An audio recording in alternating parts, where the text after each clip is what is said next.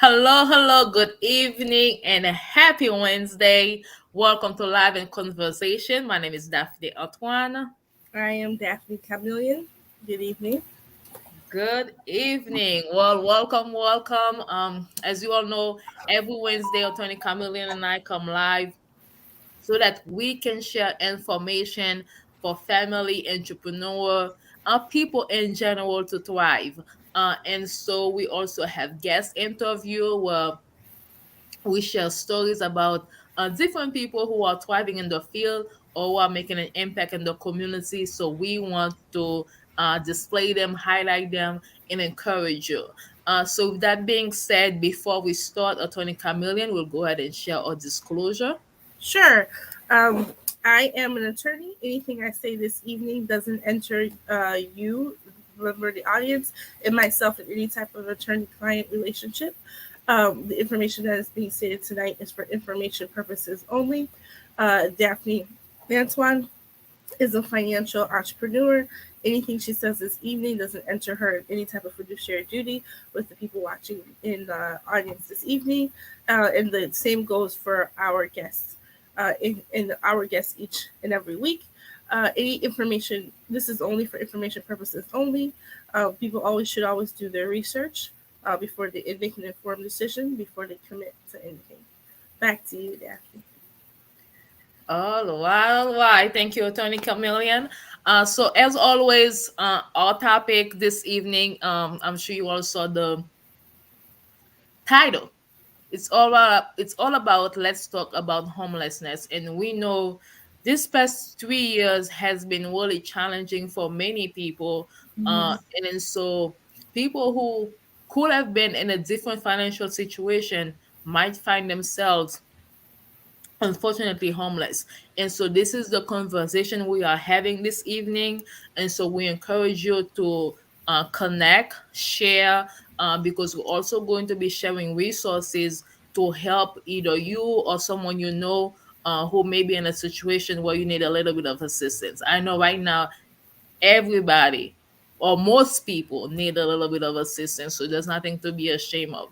um However, we have Attorney Chameleon with us this evening, so before we get into the conversation, let's go at for our legal segment. Sure. So this evening, I am going to talk about U visas. Before I start talking about U visas, though, I did want to mention that TPS. Currently, there are 16 countries that have been designated for TPS. TPS is temporary protected status. This is designated by the U.S. government to countries that have turmoil, war, natural disasters in their country. It's a status that's given to people who are already in the U.S.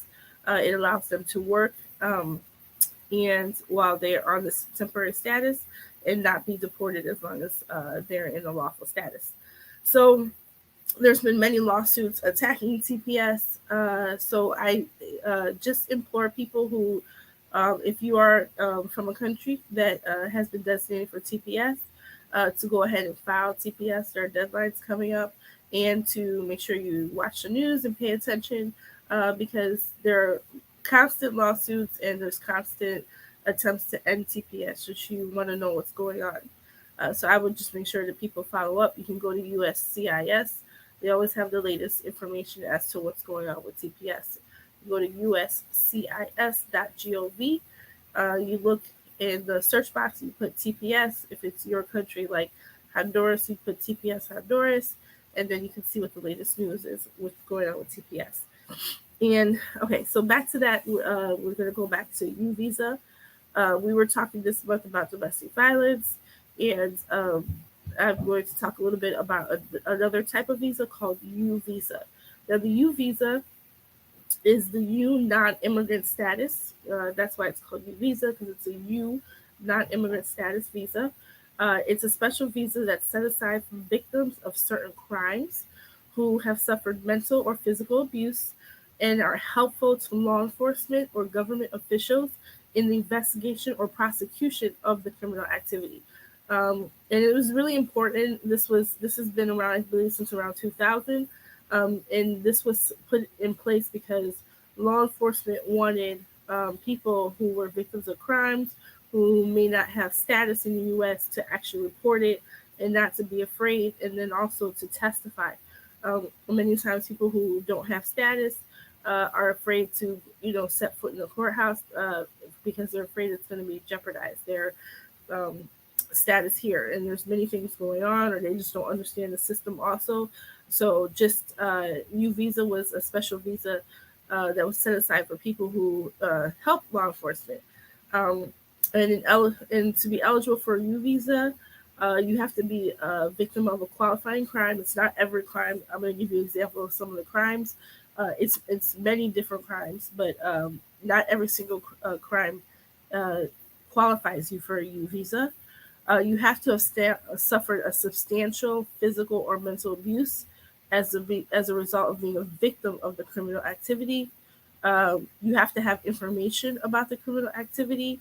You have to have been helpful um, or are being helpful to law enforcement to help with the investigation or the prosecution of the crime. The crime has to have happened in the United States or has to have violated U.S. laws. That's really important. You also have to be admissible into the United States. Uh, some of the crimes that they talk about that you have to have been a victim of is abduction, domestic violence, felonious assault, kidnapping, manslaughter, perjury, prostitution, rape, sexual assault, stalking, and unlawful criminal restraint. There are many more crimes that I didn't name. I just didn't want to name all of them. So there are many, many, many crimes, and you can find the information on USCIS. You can just put in the search box U visa, and it'll have a lot of information on the criteria to get U visa. And there's interesting facts about the U visa. You can also apply for U visa even if you are not in the United States. So let's say you came here on a visitor visa and something really horrible happened to you while you're here, you went back to your country and you're in your country, you can still apply for a U visa. U visas are free, which is great news. The actual U visa application is free. So you could be applying for it in another country. If you are approved, then you would go to the consulate office, the U.S. consulate office in your country, for to start consular processing. Excuse me, but you start the process with USCIS. Um, Another interesting fact about U visa: there's only 10,000 U visas that are granted each year, which may seem like a lot, but it's not. There are more need for U visas than there are actually U visas that are given. Once a U visa has been awarded, then you can start working and you'll be given work authorization. It's not while you're in U visas. If you apply for a U visa, it can take years to be approved, right? But so that means you can't work while you're waiting for it to be approved. But once your U visa is approved, then you will get work authorization, and the U visas are good for 4 years. Um, and you can apply for an extension. Another great thing about a U visa is um, after you've been, so let's say you're granted a U visa in 2022, after the third year of being on a U visa, as long as you fit the criteria, meet like certain requirements, like being in the United States, being good, not having any problems while you're on the U visa as far as criminal activity. They have a criteria as to what is the actual requirements of it. But as long as you met the requirements set out by USCIS, um, and like I said, one of them being that you have to have been in the United States for 3 years while on a U visa, you can then apply for a green card while you're have the U visa status. So it's pretty unique visa. It does take some time, just like the VAWA visa. It is free. So the biggest thing is they're really trying to promote people assisting law enforcement and law enforcement. So just to give you an example, if you assist law enforcement, they would fill out a form saying that you've helped them, and there's certain things that they would say on it. But it's not just saying, oh, I helped law enforcement. There's certain evidence that has to be submitted to USCIS in order for them to see how you've helped law enforcement. So that's it. Back to you, Daphnée.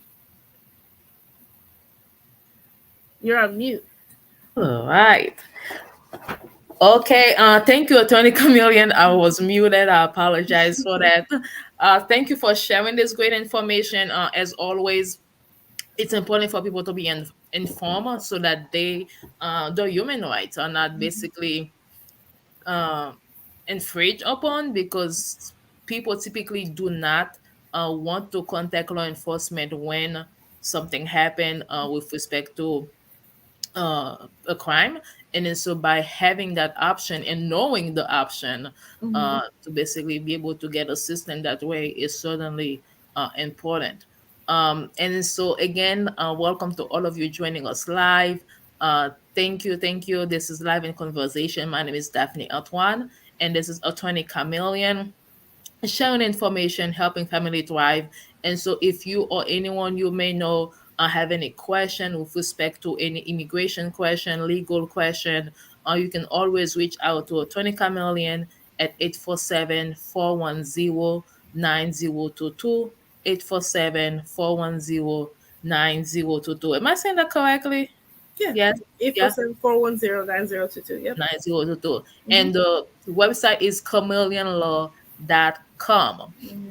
I usually share one or two resources before bringing in our guests this evening. So it's gonna be really quick because I do want to have as much time with our guests this evening as possible. So we are talking about an issue that is affecting a lot of places, a lot of communities, many different states, and it's, I guess, it's a problem. Okay, and then so with that being said, I recently came across this resource. It's from MIT, and it's a living wage calculator.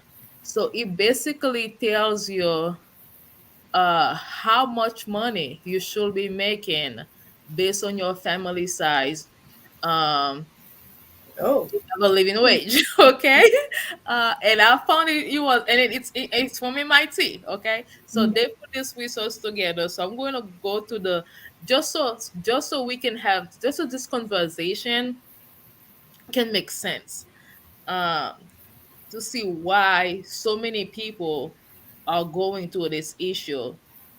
So let me go ahead and share my screen so I can show it to you all. And I'm definitely have going to have some questions for our guests this evening in respect to it. So this is a living wage. I'm getting a feedback. This is living wage that MIT.edu. And then so you are able to select any county.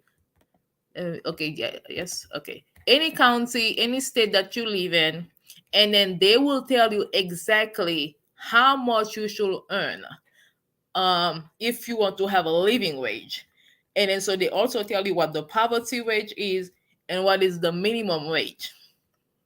And so per this calculator, if you are one individual to have a living wage, to live I guess affordably or comfortably, you have to make at least $36 an hour. Wait. So that's with one child. No, no, just one adult. No, No. yeah, one child. I'm sorry, one Yeah. child. Yeah, one child. So no children, you have to make at least $19. Okay, that's the living wage. So poverty wage is 619. Minimum wage is $12. This is, I believe, 2019. Yeah, so this is 2019. I think Chicago did increase the wage to $15. Wait. But you know what Not 36. not everyone makes that. Yeah, go ahead. So let's just take the one adult who has one child, right? Mm-hmm. For a living wage, that 36,000 an hour for that person who works full time One is, child. for one child. Sorry, Mm-hmm. excuse me, is $74,000 a year. Yeah, and it shows it right here too. Oh, okay, Yep, okay. it shows it right there. And then Wow. so, exactly. So this is why we're having this conversation to see. I mean, obviously, when it comes to homelessness, the in some cases there are mental health issue. There could be different different reason as to why someone become homeless. But then we also have to look at the fact that the living wage is $74,000. Most people do not wake up one day and say, I want to be homeless. No. People find themselves in these situations uh, because of various reasons, and one being definitely people not being able to make enough. So with that being said, I do want to stop it right here because I want to bring our guests into the conversation.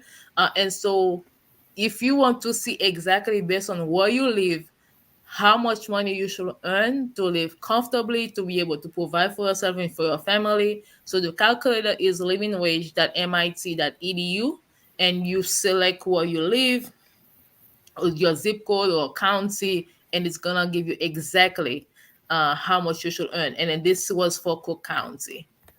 All right. Which is the Chicagoland area. Yes, So people, Chicagoland area. yeah, wow. Yes, yes. So this is the truth. So now let's bring our guests to the conversation.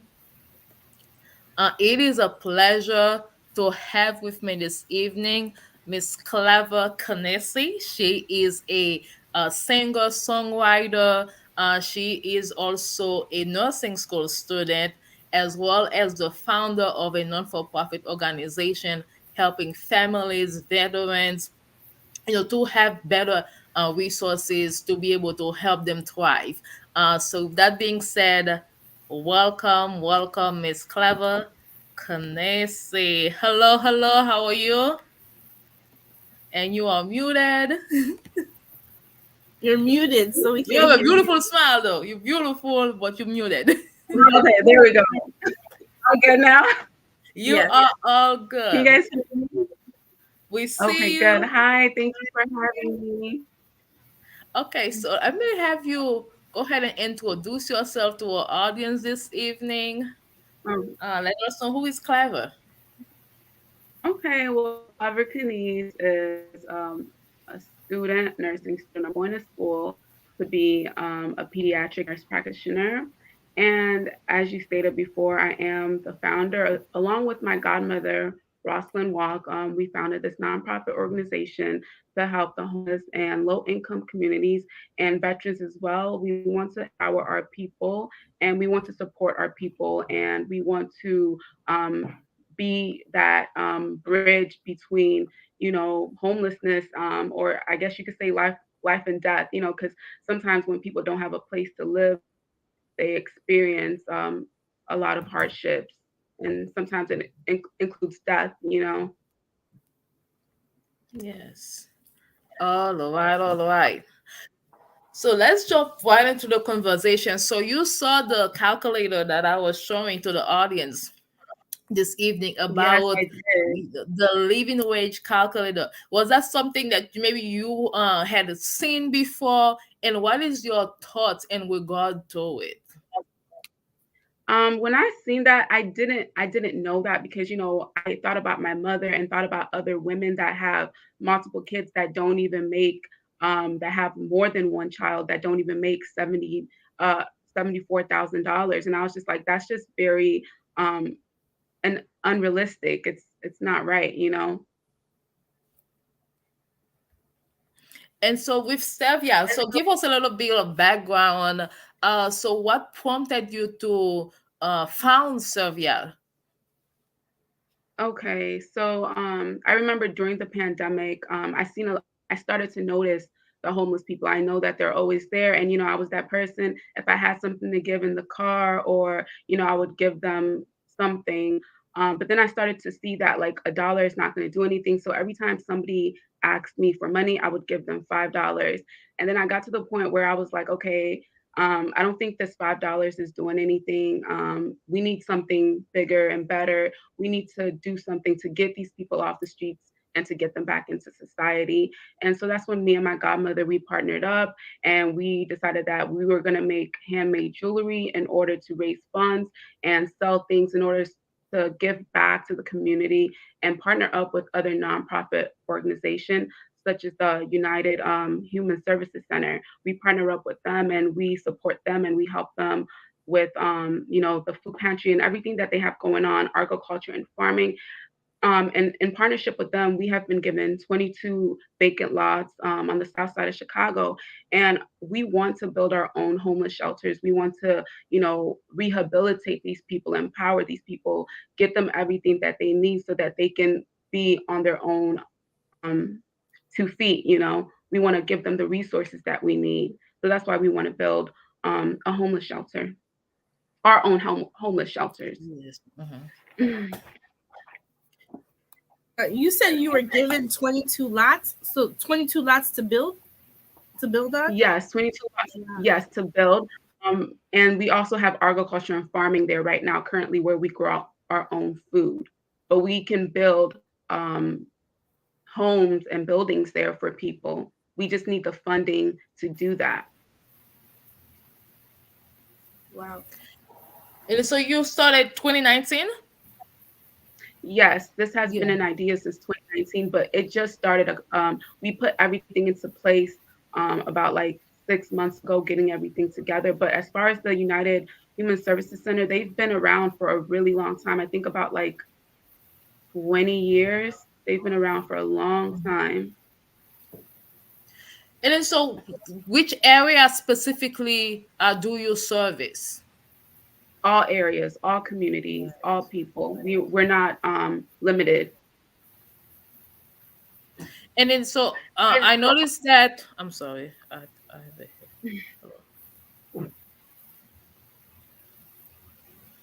Am I okay, Daphnée? Can you hear me? Go ahead. Yeah, okay.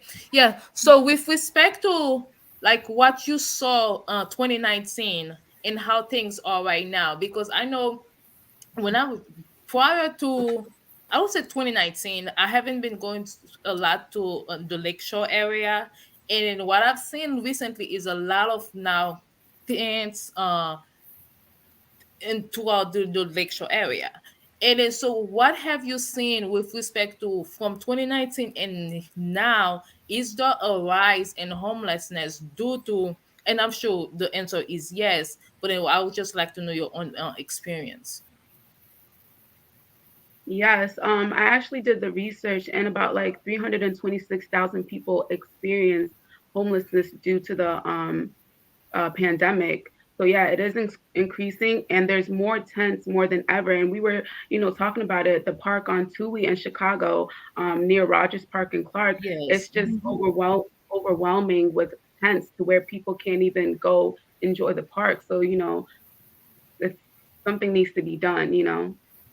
Yes, I know because like I've been reading about, the whole situation with the Toei Park, whereas obviously people need some place to stay, so people gonna find some place to stay, and then so we cannot judge anyone on where they decide to live.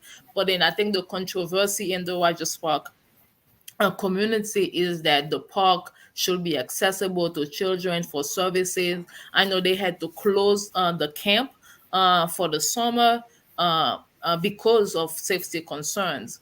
And then so, like, how do we balance kind of having like a facility for community use being shut down and then still be able to say, okay, people need help. And then so kind of like part of your organization, how how do you bridge that? Yeah, so we provide homeless to temporary shelter. So if somebody needs a place to stay, we'll give them a hotel, and we'll also send them to our other partners. We have partners that have their own homeless shelters that we can send them to, if they're not already filled up. And that's another thing. Some of these Yes. places are already full. The best that we can do right now is make them comfortable. The winter's coming up. Some of them have Yes. ripped tents. They're going to be outside if there's no place for them to go. So what we're doing is we're getting them tents, we're getting them blankets, we're getting them clothes, we're getting them whatever they need so that they could survive the winter, because it's full. Some places are full. So that the best we can do right now is just, you know, um, preserve them, I guess. I don't know if that's a good word to Yes. use, Yeah, but makes I yeah. understand. Have you seen a correlation? I know you might not know this, you may or may not know this, but there's been probably within the last couple of years, maybe 10, 15 years, there's been a lot of mental health institutions that have been shut down. And Yeah. do you see that as a need as well, or any kind of correlation with that? And homelessness, are there lots of people who are mentally ill that need assistance? And yeah. Absolutely. There's people that are on drugs, people that feel alone, that don't have family, that are all by themselves, people that, just need mental health. Like, they need to be in a mental facility rather than a homeless shelter. And that's just kind of like the unique thing about what we are trying to do as far as, building the homeless shelters that we're going to be building. We want to have like CNAs there. We want nurses there. We want doctors there because these are people that need help. They don't need a place to stay. Majority of them need help. And so how can someone partner with you right now in what you are trying to accomplish? Yeah, What that's kind a of good way. help do you need? Yeah, that's a good Well, question. right now we need grants because we really need a building. I think that's our big goal is to get these buildings built on the south side of Chicago. We need grants, we need volunteers, we need like the aldermen to, give us the okay to do this. They've given us lots, but we also need them to give us funding as well too, because they can give us the lots but if we don't have the money to build the building, we can't really do much. And what we're doing right now is okay for the moment, but long term, we're going to need much more than what we're raising. Yeah. Do you have so you need grants, but at the same time, for basic needs, like do you have anything like because I can imagine there's probably just basic needs that need to be done, maybe that each person, whether from food or a Yeah. toothbrush or a towel or a blanket. Is there, donations, GoFundMe, Yes, anything? Go ahead. yes, we do have a GoFundMe. We are writing grants and sending them out to different people because we do need lots of tents. We need blankets. We need socks. We need clothes, and we also need codes and things like that that they would need to make it through the winter. And then from there, we'll see what else that we can do for them. Um, yeah. So right now I'm pulling up your website, Servya.org, so people can see exactly what we are talking about, Okay. the work that you are doing. I mean, How many do you have an estimate of how many coats you would need? I want to say It's about. putting you on the spot. So sorry. I know, right? Okay, we would. Okay, so we went to go see these individuals, and I would say it was about over. We'll need about over 50 coats, but to be on the safe side, about 100 just in the area that I'm speaking of. But there's probably more. So um, I would say over 100. Let me just say that over 100 because there's different communities and locations than what I'm talking about that do need coats. But we don't want to just be a blessing to just a few people. We want to be Since the a blessing to pandemic in different 2020, many people have been left. communities. Not just the Chicagoland area, but also the suburbs as well too. Maybe because there's people that are homeless as well here. Maybe not as much as in Chicago, but different places but not as much as Chicago, but there's still people that are home in Mundelein or the north suburbs, Waukegan, all over the Chicagoland area. And I I hope think, that answers your question. yes, oh yeah, oh yeah. yes. I was just saying, so if people, do you take brand new coats? Do you take gently used coats? Are you guys doing any type of coat drive, or is just funding now and you guys will take care of the coats? Right. Either both of those work, but we want to give them brand new coats. So we're not gonna be, you know, picky if we can get them gently used items. That's perfectly fine too. It's better than nothing. But we would like to get them new coats. Okay. new tents, all of that, which is what we're currently doing, but we need more. You mentioned you have the GoFundMe. Is that under the donate, or is it a different page Um, as well? the GoFundMe is on our Facebook page. Oh, okay. And you All can right. also contribute on our website as well too. But the GoFundMe is on Servya Global Services on Facebook. And I just want to correct. I think it's we're missing the R in your website. We're the ones that put that out there, not you. Yeah, yeah, yeah. Oh Okay, We're, yeah. that's me. I'm we're sorry. missing the R. No, you're fine. Mhm. Just in case anybody's like looking at it and trying to get on the website as they talk. But that's where you can donate the 10, 25, perfect, or you can customize. So any amount helps. Any amount Yeah. helps. Right? Yes. Yeah. I mean, there's and we can talk off air. I'm sure there's lots of resources out there. Yeah. If in Chicago is unique, I think in the fact that there are so many resources that I mean, it's not enough, but like there is like if there's people who are facing homelessness, there I know there are tons of resources. But as far as like they may be getting evicted, because that's happened to a lot of people too, especially during COVID-19, and maybe they weren't able to pay because they lost a job, and then now everything is kind of coming to a head. People are getting evicted and they don't know what to do. So for those people, for sure, the city of Chicago has resources. But for the people who are already homeless, who might not be watching this Facebook live, um, or if someone knows someone that's homeless, would you advise them to what would they do? Like if they wanted to help someone or they saw someone like every, how you might see somebody at this in front of the grocery store every Tuesday, and you're like, Hmm. I want to do something for that person. What would you recommend? So you're saying that if you see like a regular, individual, you're going to the store, Or you you may know someone. You may know or you someone may that's homeless. they can contact us. Our phone number is there, and we can do what we can to help them. We can Mhm. use our resources. Yeah, that's what they can do. Um, but if they want to do it on their own, they can ask the individual what do they need, and I'm sure the person will tell them what they need. And of course, send them to Servya Global Services, and we'll do the best that we can to help them. And do you find that people don't are there people who don't want to be placed anywhere for Well, various reasons? Go ahead.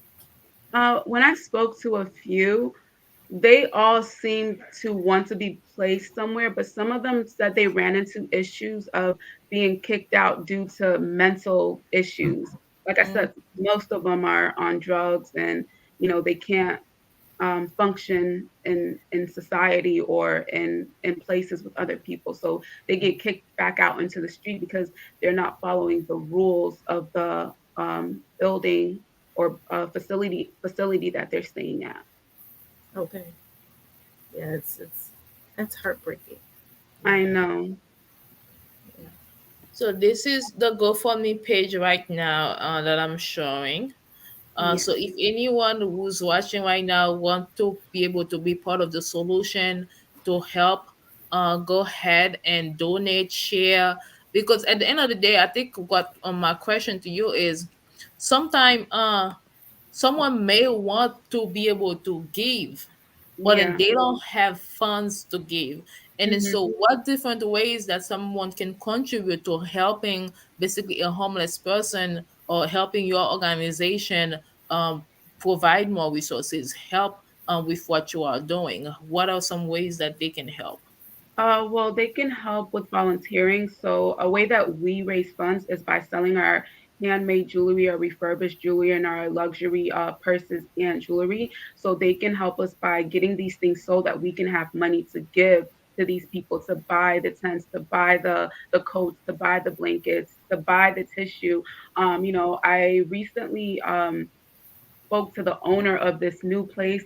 It's called True Save in Mundelein, and that's where we got our tents. And they also had like commodes, travel camp commodes.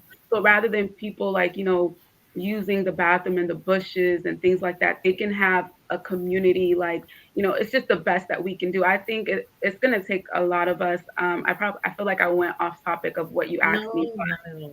Yeah. So, we want to, if we can't get them to the facilities and the places that we need them to be until we're able to do what we can do, which is, rehabilitate these people, at least we can make them comfortable, get them, because I don't know if the picture's up there, but one of the tents was like broken up, full of stuff. And it's just like, at least if you're going to be outside and in a tent, at least be comfortable, at least have a place where you can use the bathroom, at least have a blanket, a nice tent that the air is not going to be, going through. You know what I'm saying? Oh, And yeah. I know the concern right now is the winter is near. Winter Yeah. is slowly approaching, and we're in Yeah. Chicago. We've had a little bit of winter weather The worst already. winter. The worst. Yes, it did snow here. It did. Already. Yes, Okay. And so a it's little important bit. that we put this topic front and center in our mind to see how we can help our neighbors, because at the end of the day, regardless of where we live, a human being is your neighbor regardless of location. And so we are each other's neighbor. Let's put it in the front of our minds, even if it's doing one blessing bag, one pair of coat, one pair of gloves, one hat or scarf, whatever it is. You can always reach out to Clever. Clever, let us know, how can people contact you? Oh, yeah. They can call me personally, or they can visit our website and call our business number. They can reach out to me on Facebook. I'm very open. You don't have to be formal when you need help with me. Wherever you see me and you need help, let me know. Let me edit that again. So Clever Servya. Okay. Yep, you can visit our website. You can email us as well, empoweringminds@servya.org. We check that every day. Empowering Minds Yes, at empowering minds. Servya.org. Yes, that's our email. This is off topic, but you have a great name. Thank you. Thank you very much. Yeah. And the work that you're doing definitely is a testimony, I guess, to the name. Thank you. Thank you so much. Yes. And then so off topic, basically the way Clever and I met, I was in the Rogers Park area by the lake where there was an event doing at a church. And so Clever was there with her beautiful jewelry. Not only was she obviously selling the jewelry to help with her organization, but she was teaching young girls about how to make jewelry. And my daughter made those A beautiful break? bracelets. And so talk to yes, I know she loved the bracelet. So talk to us about how do you integrate maybe like youth, the younger generation, to understand stewardship, to understand being be able to take care of their neighbors. So how do you do? Is that something that your organization does? Yeah, it is something that we do, and it all starts by like being an example. Kids don't listen to what you say; they watch what you do. So Yeah. anytime that we are around kids, we have to be that example. What we have to be that example to give, to share, that kind of thing. And then also we do for the youth, we do tutoring and homework help.